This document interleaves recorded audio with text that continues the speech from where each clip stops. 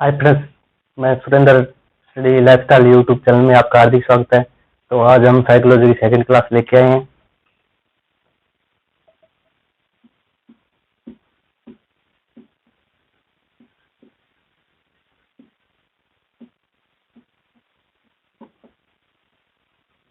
इसे हमने पिछली क्लास में पढ़ा था कि एक राइटर थे स्टैनली हॉल, जिसने एक पुस्तक लिखी थी एडोलसेंस।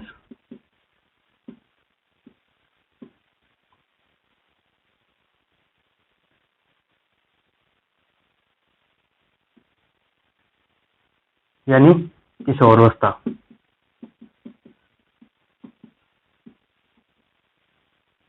स्टैनली हॉल ने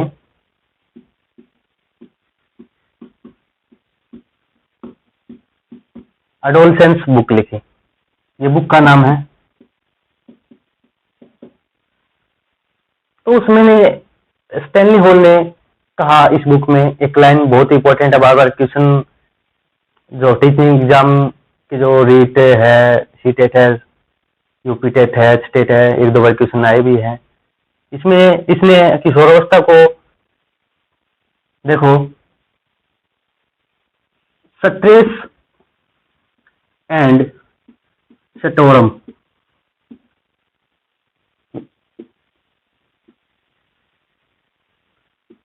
adolescence is stress and storm as.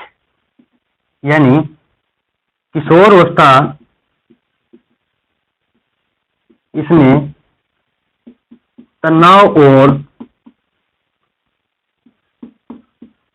तूफान की एज कहा है। किसने कहा है? स्टैनली हॉल ने। इसने एडोलसेंस यानी किशोरावस्था को तनाव और तूफान की एज कहा है। क्वेश्चन ये भी आ सकता है, तनाव और तूफान की एज किसने कहा? तो किशोरावस्था को तनाव और तूफान की एज किसने कहा? स्टैनली हॉल ने। और एक क्वेश्चन ये भी आ सकता है, 20 सबसे ज्यादा फास्ट डेवलपमेंट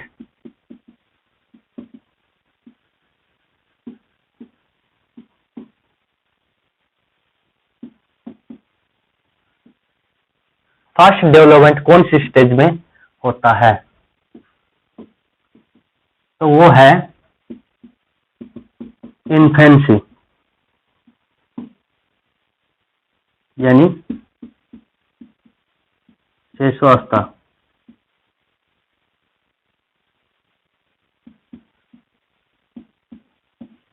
सबसे ज्यादा डेवलपमेंट कौन से स्टेज में होता है? तो इन्फेंसी यानी 0 से 2 साल की ईयर में सबसे ज्यादा शरीर का डेवलपमेंट विकास होता है।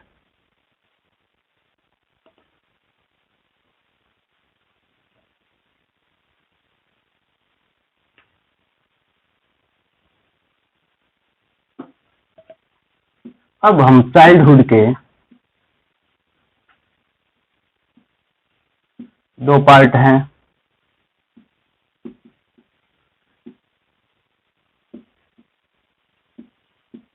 एक अर्ली चाइल्डहुड, एक है लेटर चाइल्डहुड।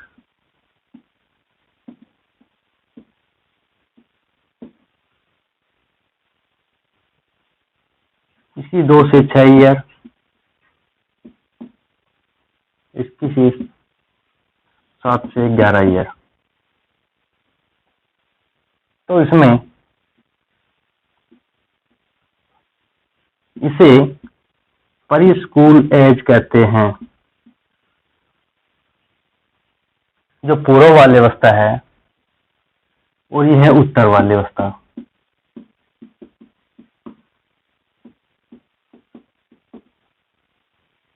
इसको एक प्री स्कूल एज कहते हैं, यानी स्कूल से पहले की एज, और इसे प्ले एज भी कहते हैं, खेलने की एज। और इसे प्री गैंग एज भी कहते हैं।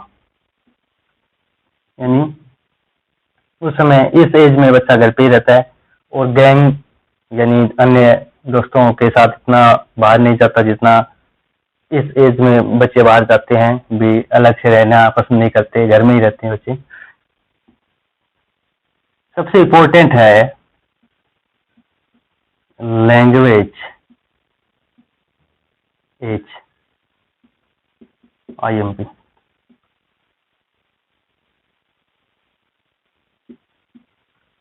सबसे ज्यादा लैंग्वेज बच्चा इसमें ही सीखता है। कौन सी एज में? अर्ली चाइल्डहुड यानी पूर्व बाल्यावस्था में। और इन्फेंसी एज है, जो स्टेज है, उसमें बच्चे 2-4 शब्द सीखता है, जैसे बबलिंग करना, बा बाबा पाप पापा मामा, यानी बबलिंग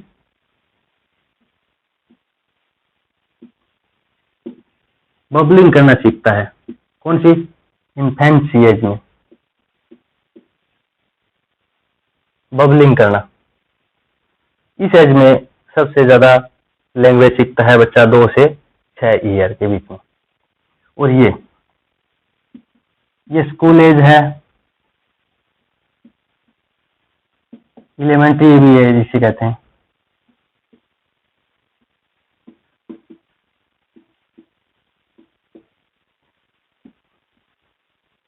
ये गैंग एज है, यानी बच्चे अपने एज के लोगों के साथ रहना पसंद करेगा और घर से बाहर जाकर दोस्तों के साथ खेलना पसंद करेगा, यानी अपने दोस्तों के समूह में रहना पसंद करेगा। गैंग का मतलब नेगेटिव नहीं है, पॉजिटिव है, यानी अपने ही दोस्त जो एज के हैं उनके साथ बाहर खेलना पसंद करेगा, या गैंग में समूह में बच्चों के समूह में रहना ज्यादा पसंद करेगा।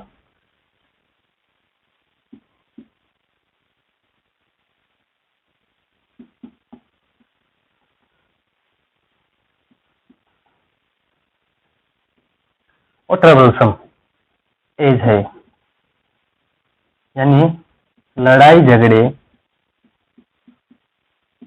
ज्यादा करता है बच्चा इस एज में। ट्रबलसम एज है, गैंग एज है, स्कूल एज है।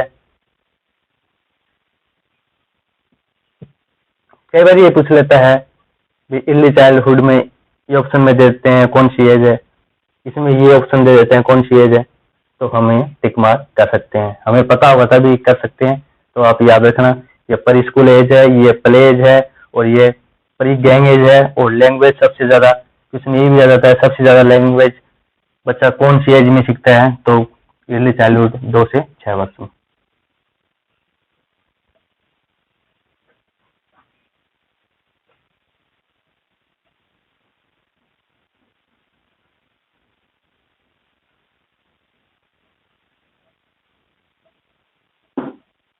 अब डेवलपमेंट का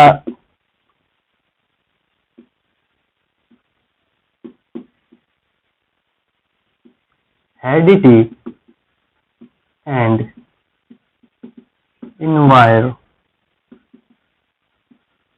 इन्वायरमेंट।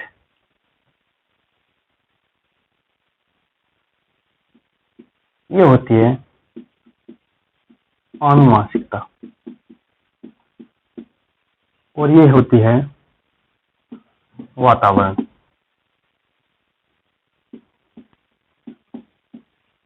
इनमें कुछ ये दोनों ही है ना डेवलपमेंट को प्रभावित करते हैं। ये दोनों ही शरीर के डेवलपमेंट को प्रभावित करते हैं। आनुवांशिकता यानी ये स्टैटिक है, स्टैटिक में स्थिर है और फिक्स्ड है। ये तो हमें हमारे शरीर का विकास में ये तो स्थिर है, फिक्स भी है, यानी ये तो हमें जो गुण है माता पिता से पेरेंट्स से वो तो हमें मिलेंगे ही।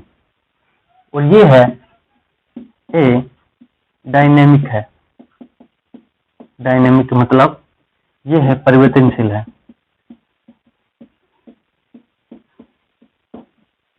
जब किसी बच्चे का जन्म समझो हमारे एरिया में हो गया और उसको विदेश भेज दिया जाता है, तो जैसे वातावरण में वो रहेगा तो उसका शरीर का डेवलपमेंट है वो जैसे वातावरण में रहेगा उसी के अकॉर्डिंग ही होगा। यानी परिवर्तनशील है ये इन्वायरमेंट।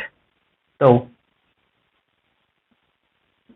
ये स्टैटिक है। फिक्स है यानी ये माता पिता से ये गुण बच्चे में आएंगे। जैसे किसी पेरेंट्स की जो हाइट ज्यादा है तो उनके बच्चे हाइट से ज्यादा होंगे, और किसी पेरेंट्स है वो हाइट से कम है तो उनके बच्चे भी हाइट से कम होंगे। और किसी के जो बाल है, बालों का रंग, आंखों का रंग और जो बॉडी स्ट्रक्चर है वो इस पे डिपेंड करता है हेरिडिटी। ज्यादातर हेरिडिटी से जो बच्चे में ट्रांसफर गुण होते हैं इन्वायरमेंट, ये जैसा इन्वायरमेंट होगा वैसा ही डेवलपमेंट होगा। अगर इन्वायरमेंट जो पोल्यूशन है, ज्यादा मतलब प्रदूषण वाली जगह है, तो वहां पर बच्चे जैसे डिसीज, कोई बीमारी का शरीर में होना, तो वो डेवलपमेंट कैसे होगा? अगर बच्चे को अच्छे इन्वायरमेंट में ले जाए तो वहां पे ऑटोमेटिकली उसका विकास होगा, शरीर का अच्छा पौष्टिक भोजन दिया जाए तो उसका जो डेवलपमेंट है अच्छा होगा। तो ये परिवर्तनशील है और ये परिवर्तनशील नहीं है, ये स्टैटिक है।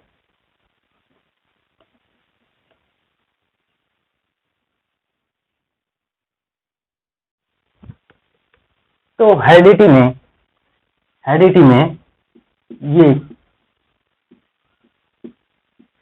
क्रोमोसोम्स की महत्वपूर्ण भूमिका होती है।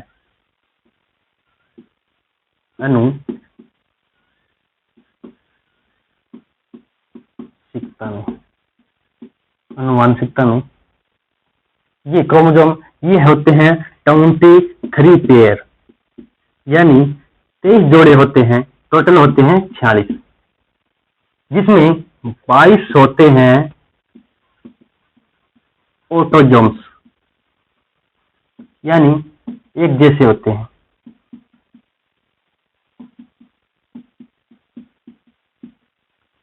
और जो एक 23वां पेयर है वो जो सेक्स है, सेक्स निर्धारण करता है, यानी लिंग। जैसे मेल बेबी होगा या फीमेल, देखो जब मेल है उसमें तो एक्स और वाई गुणसूत्र होता है, क्रोमोसोम होता है, और फीमेल है उसमें एक्स एक्स होता है।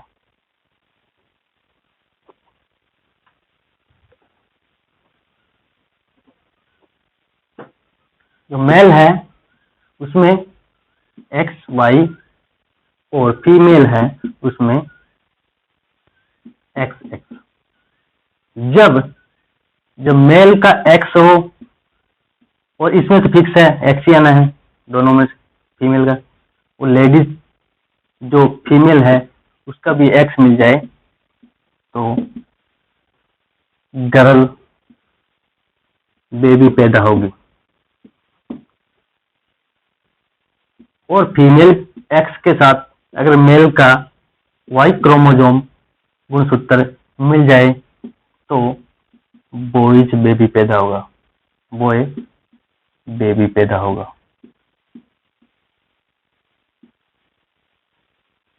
तो ये कई बार क्वेश्चन एग्जाम में पूछ लेते हैं कि एक्स एक्स से कौन सा लड़का पैदा हो गया, लड़की है एक्स वाई से, तो पूछ लेते हैं। तो ये अनुवांशिक, जैसे हमारे जो माता पिता से जो गुण मिलते हैं वो जैसे बालों का रंग, आंखों का रंग, हाइट, सभी मतलब ये फिक्स है, स्टैटिक है, और ये स्टैटिक परिवर्तनशील है। जैसे वातावरण में ले जाएंगे वैसा ही शरीर का विकास होगा।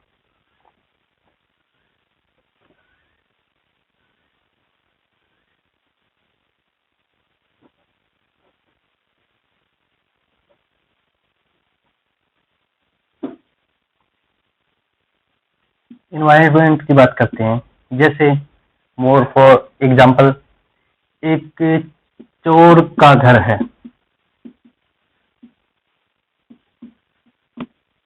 बाप भी चोरी करता है,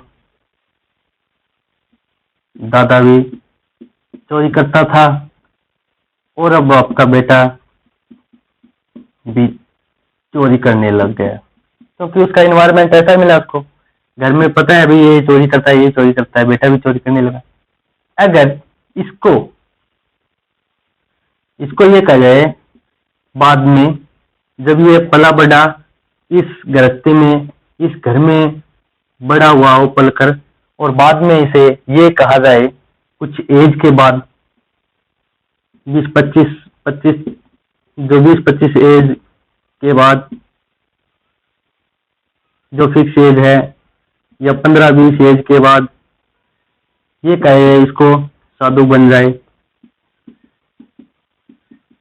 क्या ये साधु बन जाएगा? नहीं, क्योंकि इसका वातावरण, इन्वायरमेंट ऐसे इन्वायरमेंट में रहा जहां सभी चोर थे, और इसकी आदत, हैबिट क्या, चोरी करने की हैबिट बन गई। तो इसलिए वातावरण भी डेवलपमेंट को प्रभावित करता है। ये साधु कभी नहीं बनेगा, बहुत ही कम चांस है ये साधु बनेगा, ये चोरी ही करेगा।